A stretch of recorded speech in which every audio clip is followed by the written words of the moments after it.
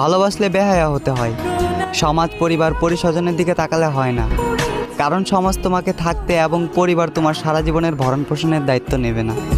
চরিত্রটাই আসল। রূপ বা টাকা দেখে কারো প্রেমে পড়ো না। চরিত্র ঠিক থাকলে গাছতলাতেও শান্তি মেলে, চরিত্র ঠিক না থাকলে 10 তলাতেও সুখী হওয়া যায় না। হ্যাঁ, আমি জানি তোমার বাবার টাকা আছে, তাই হয়তো তোমাকে মানাবে না আমার পাশে। তবে সেই টাকার অহংকার করা ঠিক না। 18-20-এর একটা ছেলে কখনোই তোমার বাবা হতে পারবে না। তবে সেই ছেলেটারও একদিন ঘাম ঝরবে, সময় ঘুরবে, সারা জীবন আর বেকার থাকবে না। হ্যাঁ, আমি জানি তুমি সুন্দর, সৌন্দর্যের তালিকায় তুমি শীর্ষে। তবে এই রূপের অহংকার করিও না। মনে রাখো, মাটির তৈরি মানুষ তুমি, একদিন মাটিতেই যাবে মিশে।